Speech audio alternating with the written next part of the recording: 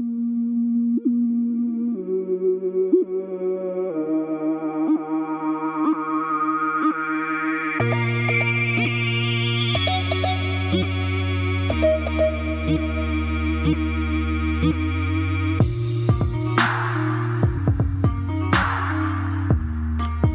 is Evolutionary Radio. This is your host, Trevor Kouritzin. As always, I got Steve Smee joining me. Good evening, everyone. Pre-Thanksgiving podcast. We have a great Pre-Thanksgiving, just in time to get two human nutrition masters on. So joining us today, we have IFBB Chris Tuttle. Chris, you have a master's in human nutrition, correct? Yes, and my registered dietitian, which in America, that's like the credential you need to be able to practice nutrition inside hospitals, do tube feeds, TPNs, long-term care, that kind of thing. How does it work in the US? Here in Canada, you have to do an 8-month unpaid internship to get your dietitian degree. Is it the same in the US? It's a little more. You have to do your bachelor's degree in nutrition, then you apply to an internship, which has become grossly competitive. So like, for example, in some places you get 150 applicants and they accept 4. What I was asking is it unpaid in the States too? Actually, I had to pay $10,000 to work 1,800 hours for free. It blows my mind how much they screw you in academia, hey? Oh, it's unbelievable. I mean, some internships now, they offer like stipends that might give you like $200 a week for food or whatever, but most of them now you have to pay for.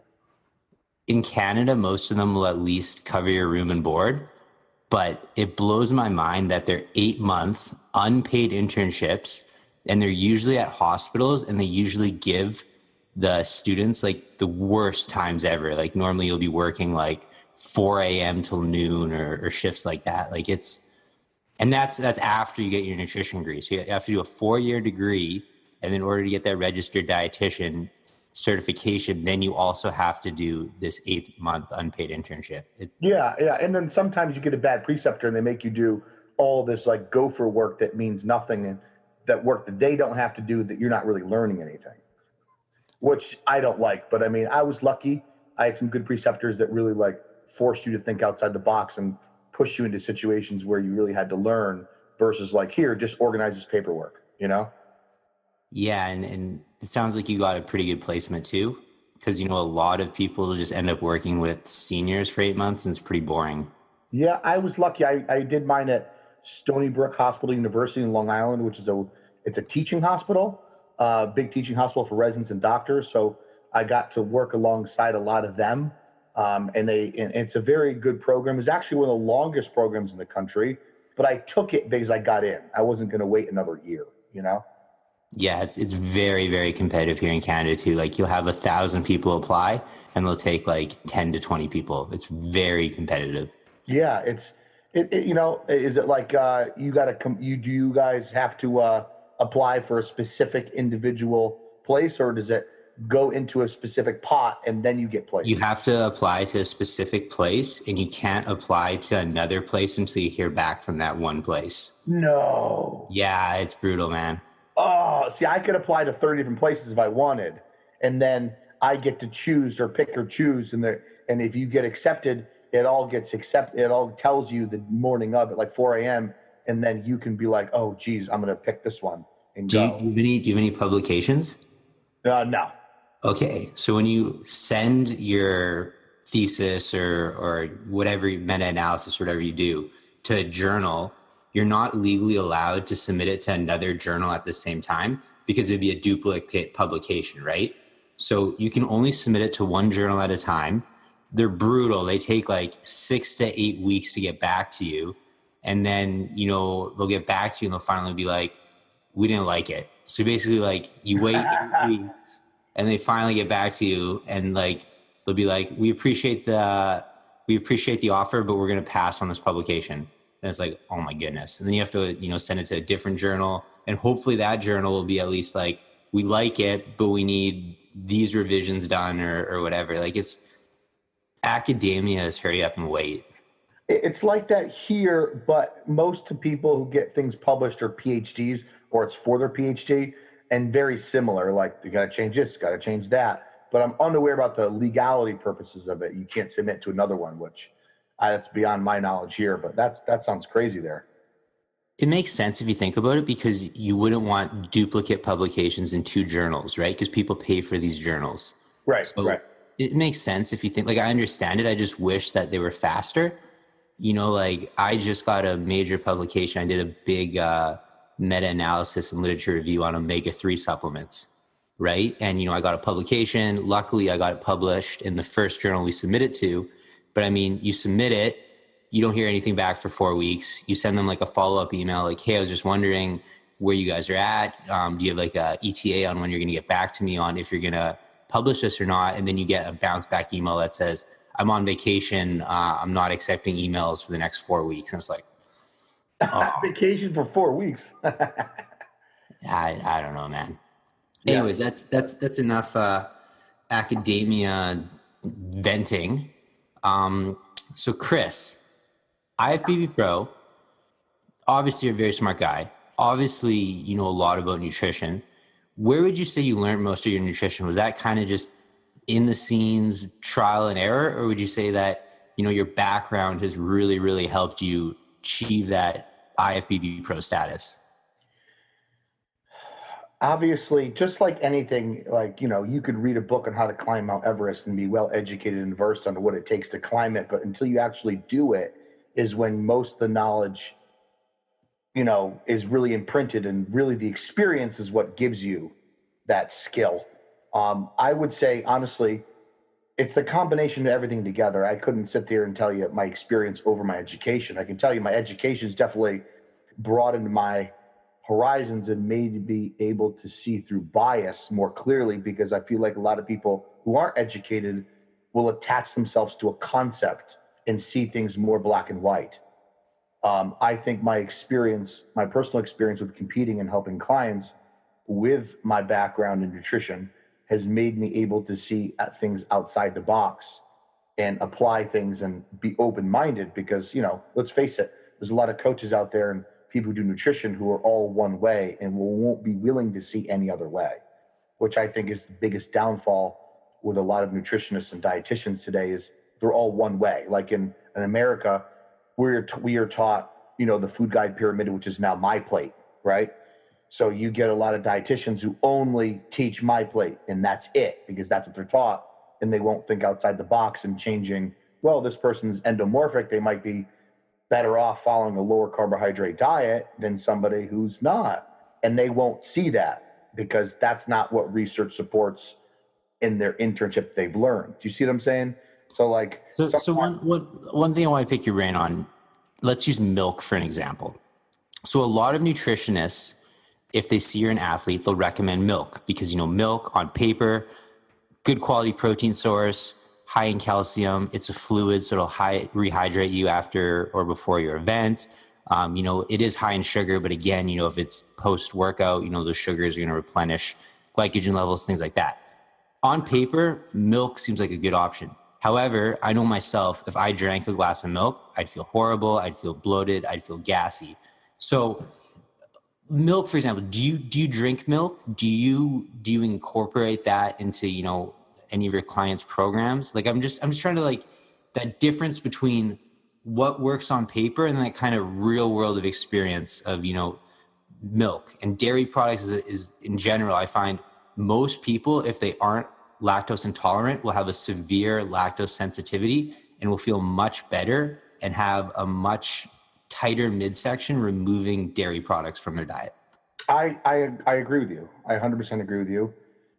Do I incorporate milk into most of my clients' plans? I do not. My general weight loss clients who are just, you know, general everyday people who are trying to lose weight, be more balanced, I will give them a cereal option. I'll always write next to it, not the best option for meals, for staying full or controlling blood sugars or energy. I will state that. I generally don't put milk in my diet. I mean, I like milk. Don't get me wrong. Nothing wrong with, like, have a cookie and a glass of milk. It's great. But I definitely don't incorporate that into my general plan, nor do I think that's the best option for a post-workout, really, for any athlete. I mean, does it work? Yeah, it works, but it's not the ideal. I agree with you. And I do the same. Like, training a competitor and training the general public is very, very different. You know, if a competitor It's very specific. I want you to eat these foods because of these exact reasons. But with someone just trying to lose weight, I do exactly what you say. I have lots of different food options, and then I list them, best choices, medium choices, choices only to pick once in a while. Bread, for example. Whole wheat bread really isn't the best carbohydrate choice. But at the same time, someone who's just trying to lose weight, if it's, a Saturday morning and he wants to have some toast with his kids, having a couple slices of bread isn't going to kill him, right? So it's exactly like you said, is people really need to understand big picture with this stuff. And there's no good or bad food. There's just foods that you should eat in limited quantities. Right. And like, I'm glad you said that, because people will attach themselves like, oh, like, I give them a plan and they go, I can have white rice. I'm like, white rice is not bad. If you're going to compare white rice to brown rice and you're only eating rice with no other fat or protein with it, of course, its glycemic index and its glycemic response is differ. But when you're consuming with a fat and a protein, and you like jasmine white rice, and it's going to make you more able to adhere to a plan, then that's what you're going to go with. Like you said, you're not going to be eating rice 15 times a day all day. And being more realistic will increase someone's adherence to a program, provided that they're just general weight loss, general population. Do you know what leptins are? I'm going to say one more thing that I know Steve wants to chime in. Do you know what leptins are? Yes. They're basically anti-nutrients in foods, right? Yeah. I've had a lot of people argue with me that white rice is actually better for you than brown rice because there's no leptins in it, and your body digests it much better. I agree. I have ulcerative colitis and I have Crohn's. All right. And I can't tolerate brown rice. I can't tolerate most carbohydrates. I can tolerate jasmine white rice. Digestibility is fine. I don't get bloated. Obviously, rice is not gas forming. I used to do brown rice, but generally brown rice, if you're trying to bulk, trying to gain, eating 2 cups of brown rice is difficult. Eating a cup and a half, 2 cups of jasmine white rice is much easier, and in my opinion, digests better. And if you look at the nutrition facts, literally it's like a gram or 2 of fiber. You know what I mean? Like you could have half a stick of broccoli to make that up. Yeah. Steve, I'll let you chime in. I know you want to ask some questions. Yeah, there's a lot I want to definitely talk about. We'll get into the food stuff, but you just mentioned Crohn's disease, and I've met so many people who've been diagnosed with Crohn's disease. Can you just, we talked about it, I think, on one podcast. We've done like almost 200 podcasts. We talked about Crohn's disease on one podcast. And I think that's a grave, unfortunate thing that we haven't talked more about this. Can you talk about really quick what Crohn's disease is? How did you find out you had it? And what have you done to kind of overcome it? All right. So I would first tell you this. I don't have any family history of ulcerative colitis, because, ulcerative colitis and Crohn's are irritable bowel diseases. It's different from IBS. All right. We'll make that clear for the listeners. They're both inflammatory diseases, of course. Now, I have no family history of it anywhere. I don't have any Jewish ancestry in my family. So genetically, I shouldn't have it. I totally brought it on by the lifestyle I live and the high stress, go, lack of sleep over an extended period of time, because generally people who have flare-ups have a lot of stress or a stressful event or traumatic event in their life. I started to experience issues in my digestive system, mucus, blood, frequent stools, frequent visits, bloating, gas, fatigue, fever, for a period of time. And then I finally got a colonoscopy. Long story short, the doctor did a biopsy, and he said the biopsy is kind of inconclusive. He goes, you have all the symptoms of ulcerative colitis, and your biopsy is positive for ulcerative colitis and Crohn's. He goes, your typical symptoms and signs don't really match Crohn's, but your biopsy says you have both. Basically, you have mass amounts of inflammation that's going on in your intestinal tract. And he goes, recommend all these meds and stuff. And my insurance here didn't cover it. It was like $1,000 a month. So I'm like, you know what? And I did try the meds for a little bit. It didn't work. So I really kind of changed my lifestyle, reduced stress, changed my diet, which I'll get into. But I more or less have more symptoms of ulcerative colitis when I was having flare-ups, which is anywhere from 8 to 16 visits to the toilet, which is straight mucus, blood, very little stool, periods of diarrhea, 2 constipation, fatigue, dry sweats, fever. You feel horrible. Appetite just disappears because you're afraid to eat, of course. And when you have flare-ups, you always think every food you eat is causing the flare-up. Obviously, things like anything that's a GI irritant, garlic, onion, the FODMAP foods tend to have. So you pretty much got to eliminate foods that are causing you to have these flare-ups. Honestly, you got to eliminate everything. I was down to just plain chicken with salt, limited amount of rice, and oil, because oils, make the intestinal lining slippery. Okay. Trying to get Chris, I want to ask you your opinion on FODMAPs. Because a lot of foods have FODMAPs that a lot of people consider clean foods. Things like potatoes, nightshades, bell peppers, tomatoes. For someone with Crohn's, do you think those foods would cause a flare-up, even though they're considered, quote unquote, clean foods? Not necessarily. With IBD, it's a total individual basis. I've had clients who tolerate most foods that you and I would think would be a problem for anybody with any mild GI issues. And you have others who can't tolerate almost anything. It's a total individual thing. I can tolerate tomatoes, avocados. I can tolerate bananas. I can tolerate even wheat bread. I can't tolerate a fourth cup of oats. Oat bran, sweet potatoes, skin, broccoli. I can't tolerate most vegetables. So it's a real individual thing. And I think FODMAP, it gives people a categorical way to navigate through their nutrition to try to eliminate problem foods, but you can't umbrella all those foods together and say they're all bad for people with Crohn's or ulcerative colitis. What are your thoughts on food sensitivity tests in order to see what foods might be problematic for you? Define the test, like IgG? An IgG antibody blood test. I don't think they're incredibly accurate. Really? Because the bottom line is this: if you're eating foods and you feel fine, you have no problems, no signs, symptoms, your energy's fine, your gas is fine, and here you are, come back with 5 positive tests for some sort of mild reaction to, say, asparagus. It's like, am I going to eliminate asparagus from my diet because there's some type of mild reaction in my blood that no real solid research has supported that is something that could be causing massive amounts of inflammation or damage?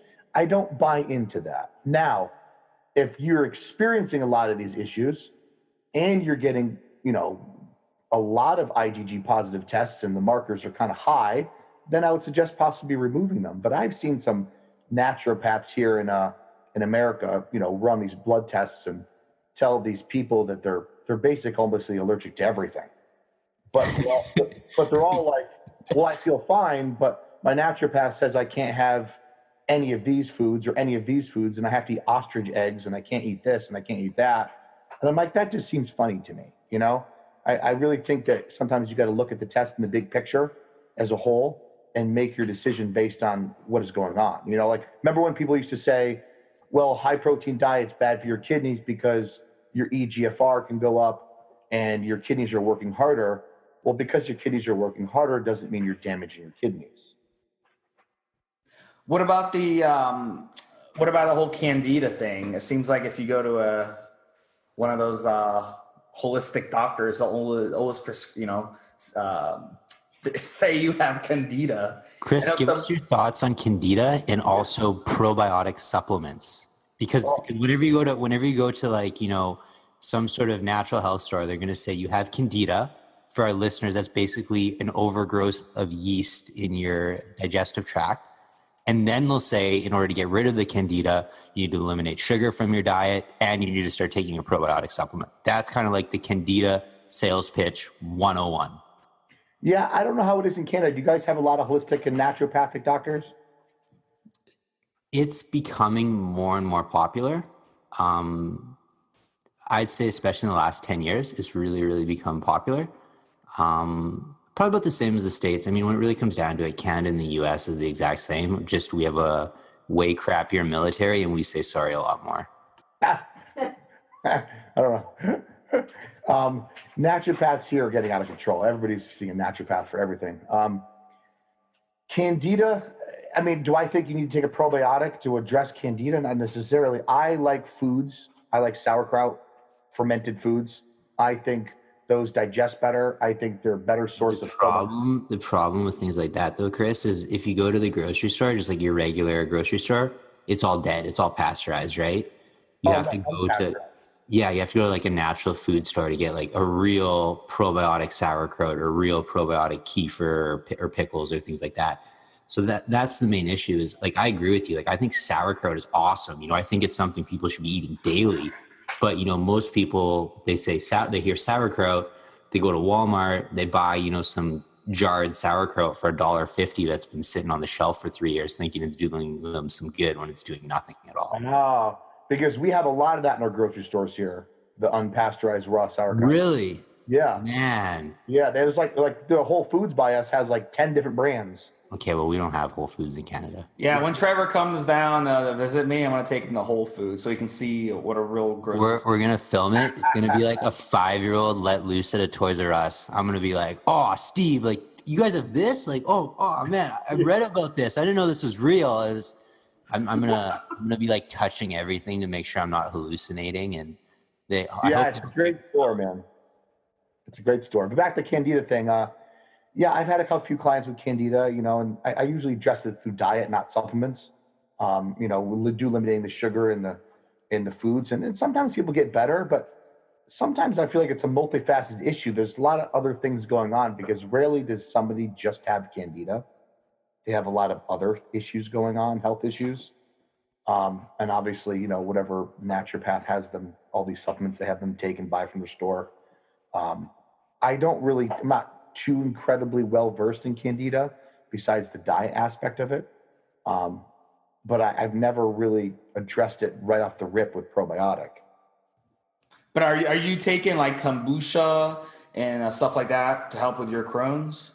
No, I do like 25 grams of sauerkraut 4 times a day. So you get that from Whole Foods? Yeah. Okay. That's a good tip. And, I don't know, Trevor, you want to ask anything else before? Let me ask one more thing. Yeah. What other food sources of probiotic do you get and really recommend besides the sauerkraut? I don't, because I feel like, obviously some of the other foods do have some good probiotic sources, but I feel like most people won't eat them or they're not as tolerable or they're expensive. Sauerkraut mixed in with like a little bit of ground beef, it tastes really good. You add a little low sugar ketchup. People enjoy eating it. I think a lot of the clients that I have that I end up telling them about it, they end up loving it. They're like, oh my gosh, this is really good. I didn't realize how good this was, because think about it. The first time I started eating sauerkraut, I'm like, this is stuff I used to put in my hot dogs, when I was a kid, and here I am buying it again and adding it to chicken or beef. But no, I usually just use sauerkraut. Oh, I'm German, man. I've been eating sauerkraut since I was 4. Another really good thing for our listeners is kimchi, which is basically a Korean sauerkraut. It's pickled cabbage as well, but it has a little bit more of a spice to it. So that's another thing to try, especially if you like things like hot sauce. You'd probably really, really like kimchi. And you can also buy probiotic pickles. A lot of people like pickles. Yeah. So that's another option. Steve, I'll let you ask some questions, and then I want to pick Chris's brain about protein supplements. Yeah, this is kind of a, goes hand in hand with the protein thing too. I'm curious what you think, Chris, about the whole anabolic window. Because I was watching some funny videos today with a bodybuilder, like a character walking around and asking girls out. And he's like, you know what, my anabolic window starts in 45 minutes. Do you want to grab something to eat? He was just kind of like making a comedy skit. I don't know if you've seen it on YouTube, but I thought that was funny because so many people, they go work out and then they like sprint to the protein bar and they're like, protein, give me protein shake. Like their muscles are going to evaporate if they don't run and get a protein shake right Steve, that's a great pickup line. Next time I see a cute girl at the gym, I should be like, hey, so I just finished my workout. I got about an hour until my anabolic window is going to close. I was wondering, would you like to go grab a bite to eat or something?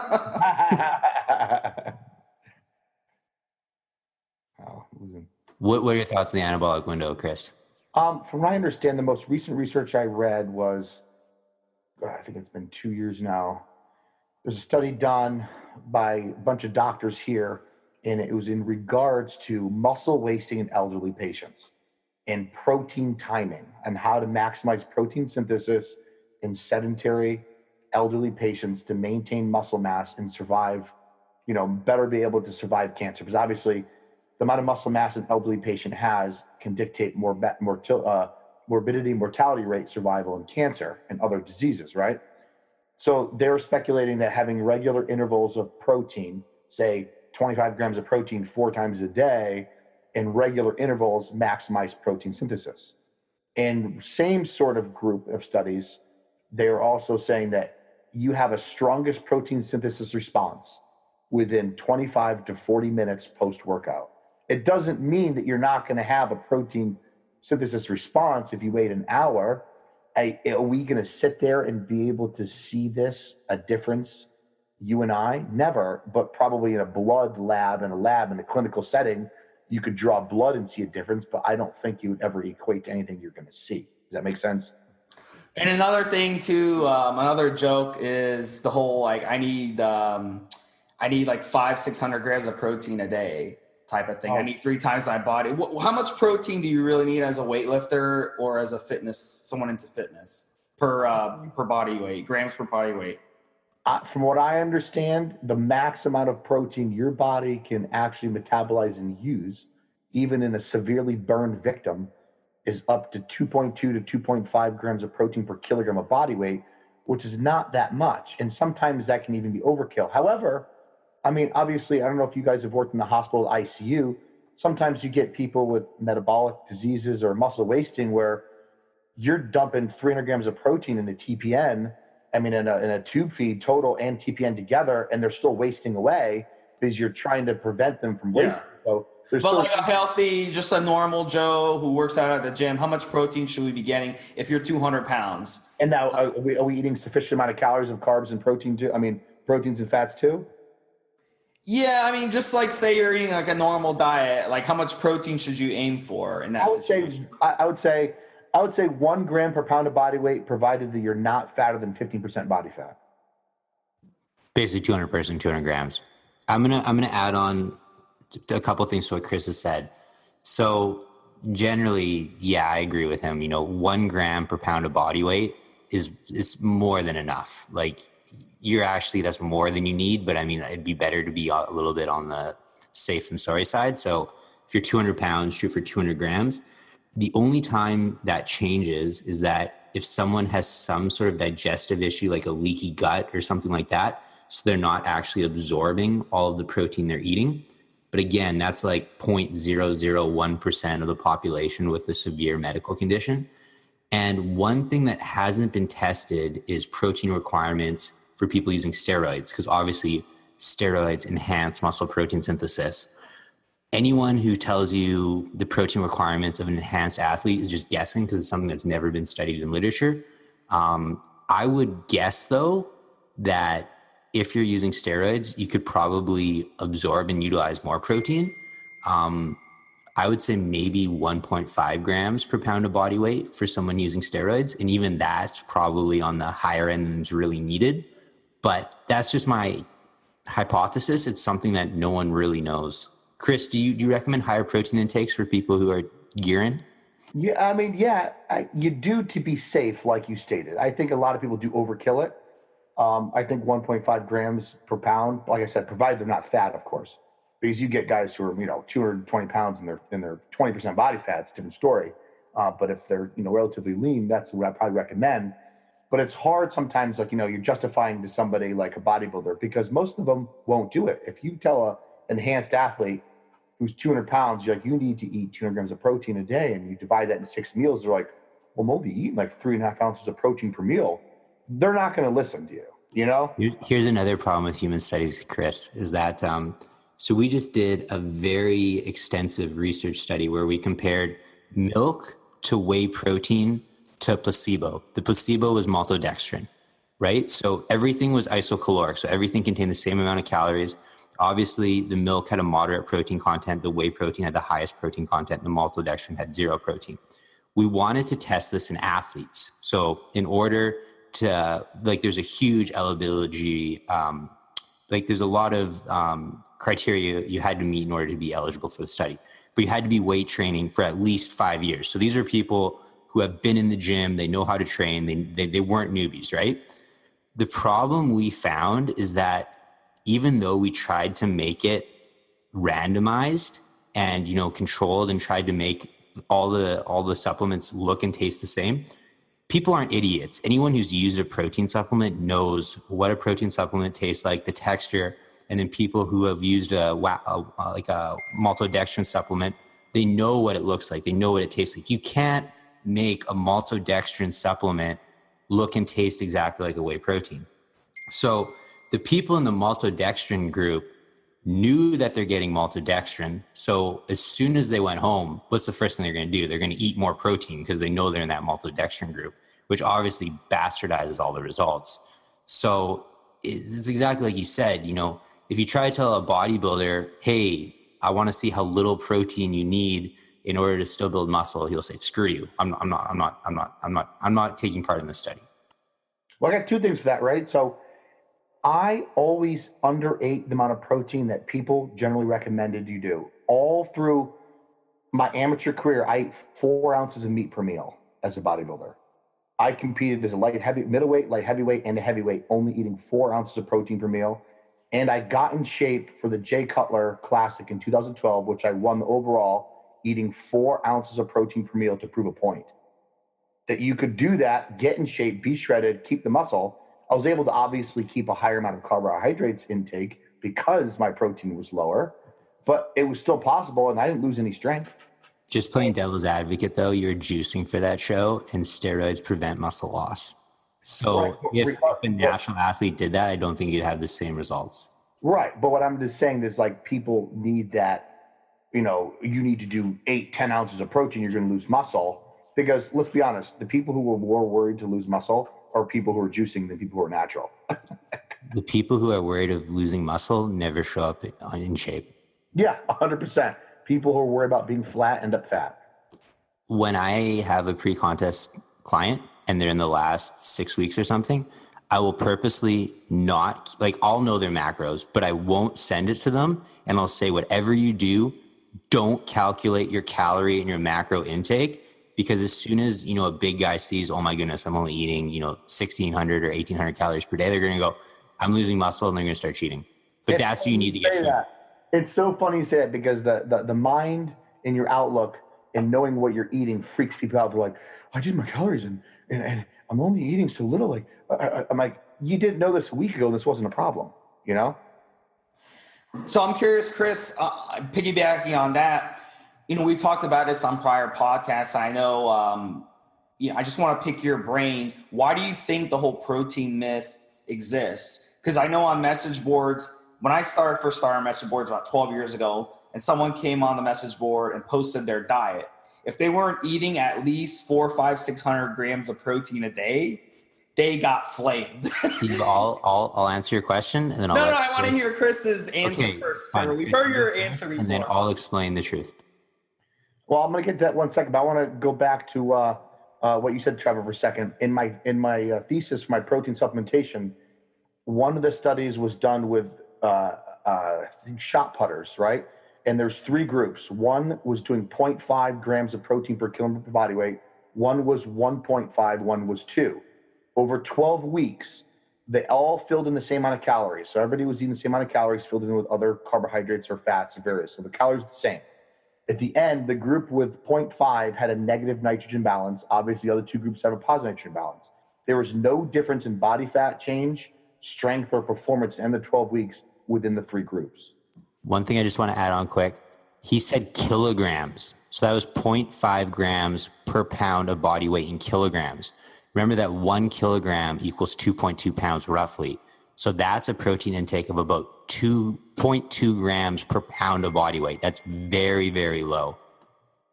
And researchers are just speculating that even though they're negative nitrogen balance, the body adapted and was able to conserve protein as much as it could with maintain muscle mass, provided they're still at resistance training, and their caloric intake was still sufficient, which goes to kind of provide that, like, your body still has the ability to adapt. And what you said before about, like, you know, if someone's enhanced, they're able to tolerate more protein. But if you took somebody who was weight training and you gave them Anadrol 50 milligrams a day and you gave them 1,300 calories a day, they're going to get stronger. They're going to gain mass. And so it's like the body does change and the body does adapt. Where sometimes people were like, well, now that I do this, I have to triple my carb intake, I have to triple my protein intake to utilize this the most efficient way possible. But the body's much more adaptive than people think it is. But anyway, back to what you're saying about the protein intake. It's very simple. It's human nature. Everybody thinks more is better in every aspect. My biceps aren't responding. I need to train them 3 times a week. My chest's not responding. I need to do 20 more sets. I need to get better at running. I need to run 15 miles a week this week versus 5 last week. Well, we all know that you can't do that in any sort of stand of the word of progression to that extreme. And I think that people still, even though all the education's out there, all the coaches out there, the information's at our fingertips with Google and internet, I still get young people and older people who go, I need to eat. The guy at the gym told me I need to eat 300 grams of protein a day. I'm like, well, you're 150 pounds and you're not even a bodybuilder. So I really think that general notion of more is better is what makes sense to people, and that's why they can't let it go. Here's my thoughts. Who owns magazines and who sponsors magazines? Supplement companies. Supplement companies. What's the number one selling supplement? Protein powder. As part of the publication I did where we compared protein supplements to milk and a placebo, in my literature review, I basically did a lot of research on supplement sales, how they've been increasing, how they've been decreasing.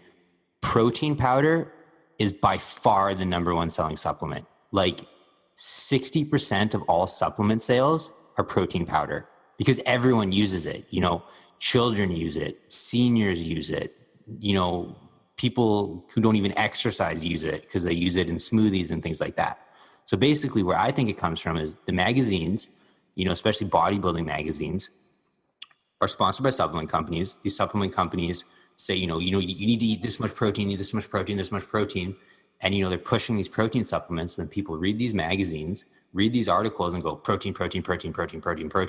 And they get in their head where, you know, I need 1,000 grams of protein per day. Otherwise I'm not going to make any gains. Just marketing. That's my opinion. Yeah. I mean, how often have you seen like a 15, 16-year-old kid go to a GNC, buy this huge thing of protein powder, then you ask him, well, what's the rest of your diet look like? He has no idea. He thinks this protein supplement is gonna be, you know, the magic thing to solve all his problems. But if you ask him, you know, what'd you have for breakfast? He's like, some Pop-Tarts. You know, if you ask him what he had for lunch, it's Subway or something. I don't know. I see it differently as more of like a human nature thing, because think about general weight loss people who are there's that too. You know, like especially here in North America, we have this, you know, bigger is better mentality.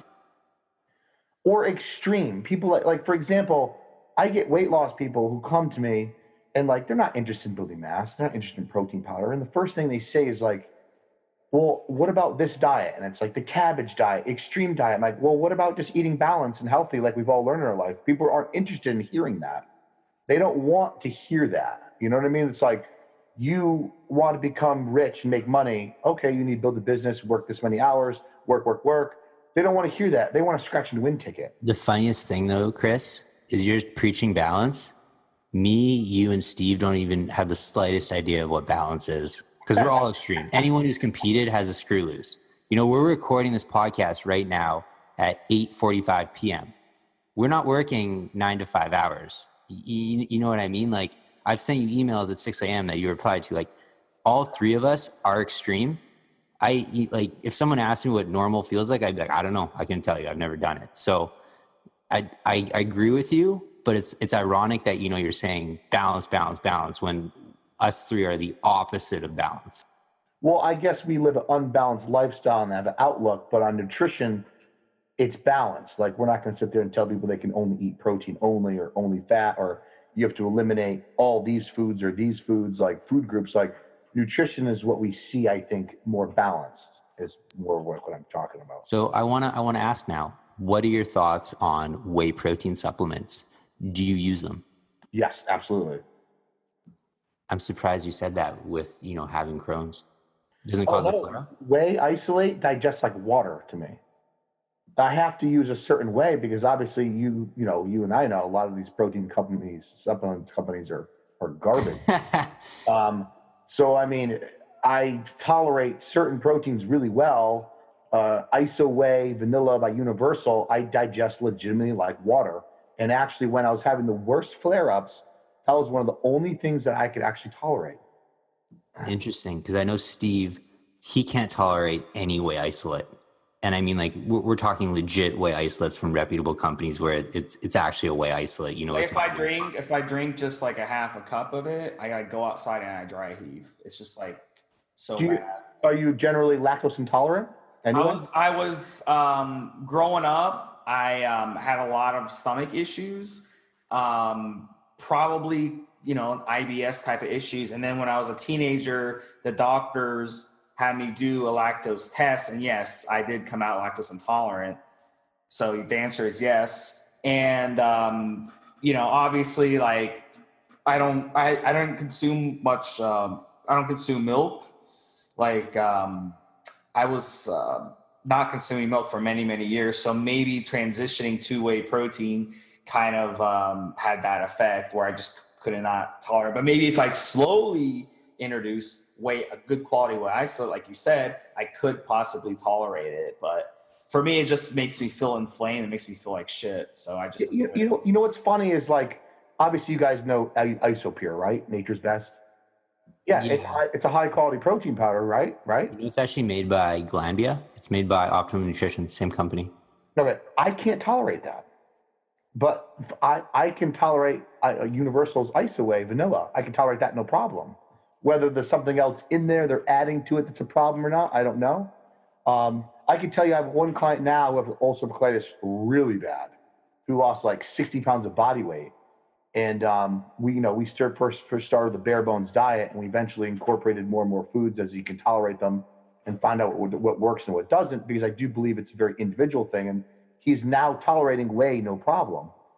He can't tolerate red meat at all. But that's an example of like some sort of individuality with somebody with a severe case of IBD. One thing I'm going to do, Chris, I just won my pro card. So now I've retired. I've had enough of competing. And I'm going to run a couple dietary experiments because, I have trained people who are paleo. I've trained people who are vegan. I've trained people who are vegetarian, but I've never done those diets myself. So just kind of for fun and to make myself a better coach, I'm going to try quite a few different diet styles. So the first thing I'm going to try is I'm going to try paleo. So I'm going to remove all dairy from my diet. I didn't consume any dairy to begin with, but I'm going to try eliminating protein shakes and seeing how I feel. This is hard for me because I get my protein supplements for free. And I'm a cheap guy. So, knowing that I'm having to pay for one more meal every single day is like, man, like I'm like shooting myself in the foot. But I basically called up a couple friends. I said, hey, I'm going to try going paleo. Come on over. I'll give you all the whey protein supplements I have currently open for free. So I'm going to try that experiment and just see, maybe I do it for 3 weeks. I notice no difference. Then I know, I tolerate whey protein fine. And then I'm going to try going vegetarian for a couple weeks. And I'm going to try going vegan for a couple weeks. I most likely think I'm going to hate going vegan and vegetarian, but I'm going to try it. And, you never know. I have the opinion, try everything once and it'll be an interesting experiment. I personally don't feel veganism is optimal for health because there is no vegetable source of vitamin B12. So that just kind of tells me like God wants us to eat animal products because otherwise there would be a vegan source of vitamin B12. And considering that's an essential vitamin, if there's no vegan source of it, that's just kind of Isn't it in dirt though, Trevor? Dirt. If you eat dirt, you get it. Okay, yeah, I'm gonna start eating dirt. Should I eat some leather while I'm at it? Just take your vegans always say they're like, well, there'd be dirt on the fruit you eat, so you'd be getting vitamin B12. I'm like, really? You think prehistoric human would pick up a potato and not just like rub off the dirt? You think you would actually eat the potato with all the dirt on it? Like, come on, that's crap, and you know it. I have a lot of respect for that, Trevor. I do believe that, it drives me crazy sometimes when you get a lot of coaches who have never competed before ever, and they're overweight or they're out of shape and there's dictating what people should do. I think that, having the knowledge background, obviously the credentials and being able to go through it yourself is the best way to be able to really teach and really bring people through that same sort of avenue. And I like that. I would agree with you. I think the paleo, you'll probably, honestly, I would, if I was going to hypothesize, I think you might feel better. The vegan is definitely not for me. And I actually stopped helping vegetarians and vegans a while back. I just not interested in helping people do that. Not because I don't really believe in it in the sense of like, their choice is their choice, but controlling appetite, blood sugar levels, GI bloating, and getting them weight loss is a little more difficult. And I can't sit there and promise them results, not to mention, in my opinion, like, they're going to get mad at me saying this, a large number of people who do enter these vegan vegetarian diets have a lot more, going on in their life with anxiety, depression, and, extremeness in their personalities, which makes it a little more difficult for them to. Let me say something quick, Celia. Okay. I just had a long-term client of mine. Basically, I did a video log leading up to my last bodybuilding show, and the girl who was staying with me and helped me do the filming, backstage where I was pumping up and things like that, she's a vegan. She's actually an environmental engineer. So the reason she is vegan is for environmental reasons, not necessarily health reasons, but because we all know animal products are horrible for the environment, especially beef. But anyways, so this long-term client of mine watched the daily video log, and, Kristen, she's absolutely gorgeous, right? So she basically emails me and goes, I'm thinking about trying a vegan diet. I saw Kristen, it seems really cool. And I basically replied back, so is your goal to lose muscle, gain body fat, or both?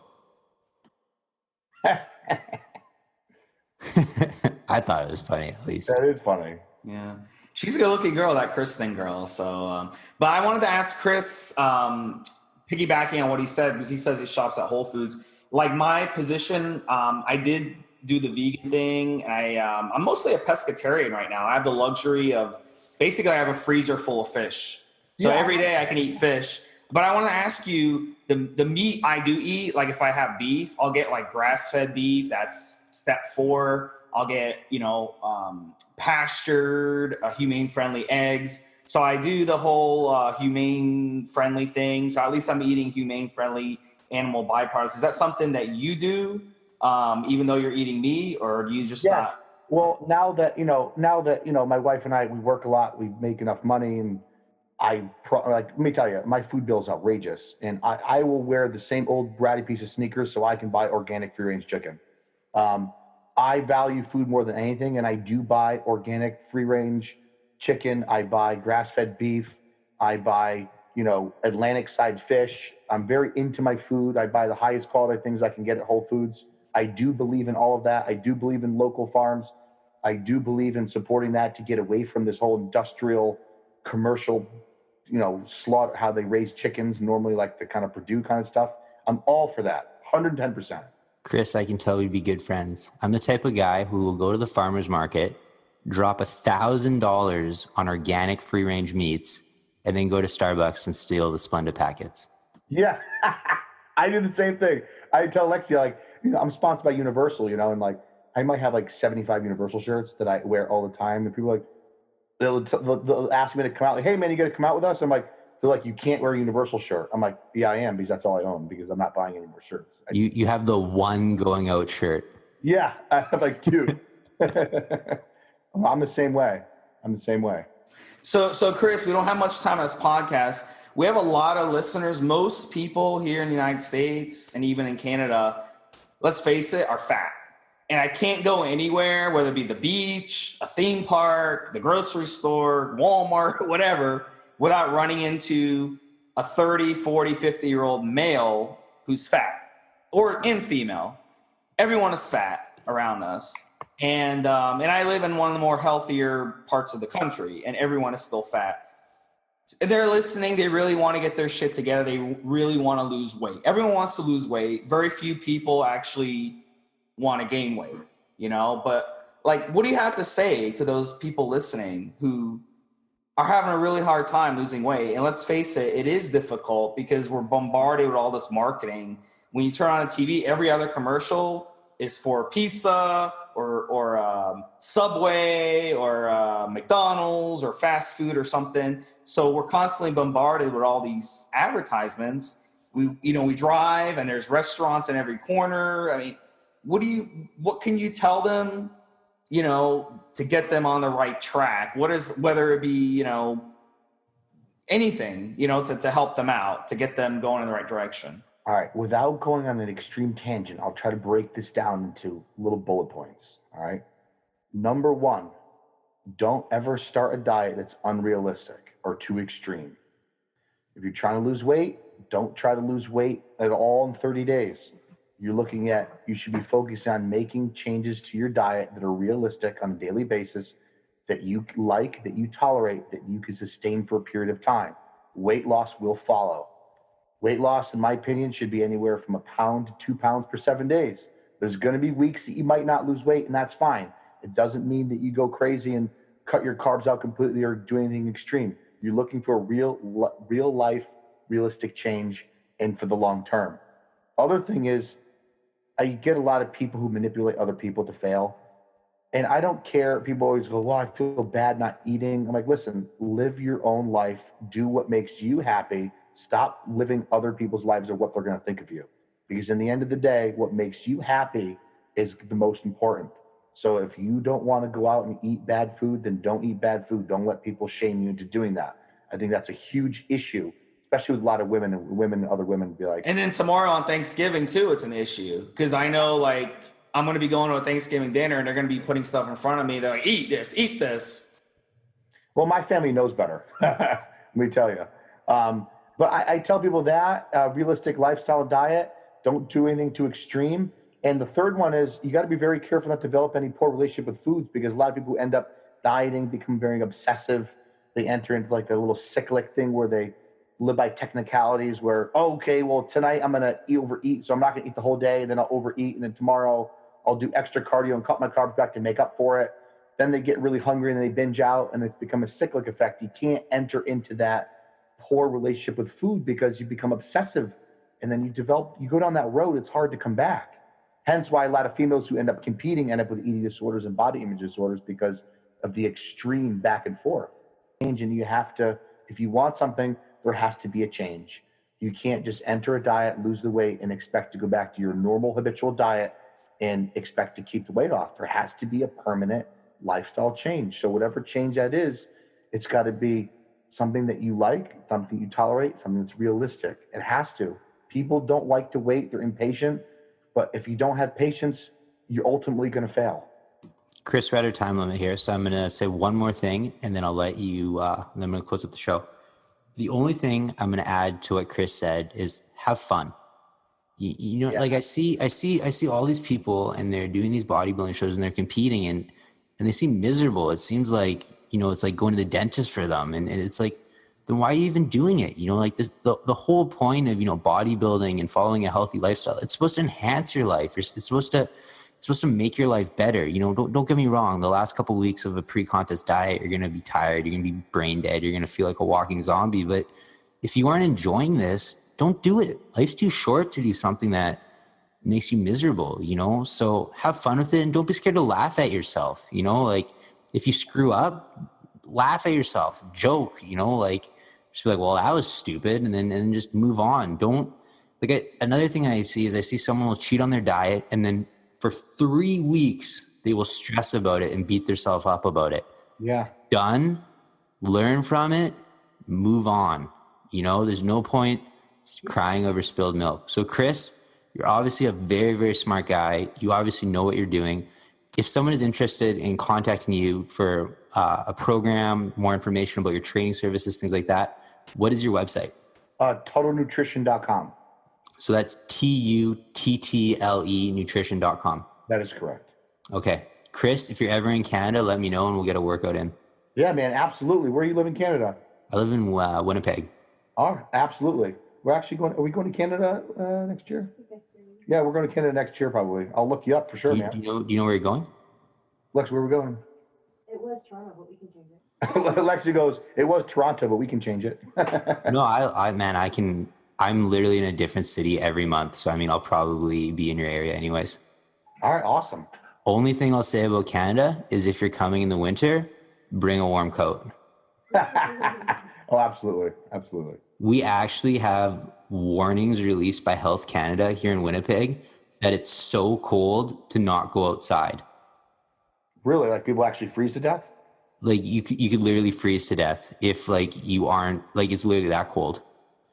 Or it's so cold you will go into shock and faint and then pass out and die from freezing to death. Like it gets that cold. Oh my gosh. Well, I won't be going in the winter. Free healthcare though, so if luckily if someone finds you, at least they'll revive you back to life for free. Oh man, the healthcare here now is a mess. Oh, don't even. We actually, evolutionary.org, it's a huge bodybuilding forum. They sponsor the show. And we just had a thread posted where we went on this little tire and they're like, if I was president of the United States, I would make steroids legal. I think this whole illegality of steroids is stupid. I'm like, if I was president of the United States, I'd be fixing the healthcare mess long before I'd be worrying about, making steroids legal. Like, oh, absolutely. Dude, you ready for this? So, like, obviously, real quick, I know we're closing up. I'm going to be paying $550 per month starting January 1st for healthcare just for me with a $7,500 deductible on the new universal healthcare plan. it's crazy. The more, because if you make money, you get charged more. So, like, this guy at the gym makes good money, so he's paying $3,000 a month for healthcare. If you make under a certain amount, you might pay $50, no deductible. The bottom line in America, people in America have no self-responsibility for their own health, and we're so unhealthy as a nation that the cost of healthcare being universal would probably ultimately be impossible. That's why when people make fun of me for spending so much money on food, supplements, things like that, I always say, you can pay for your health now, or you can pay for it later. Absolutely. 100% agree. 100%. For your host, Trevor Kouritzin, for my co-host, Steve Smee, and for our special guest, IFBB Pro, Chris Tuttle, this has been another episode of Evolutionary Radio. Live your life, look good doing it. Thanks for listening.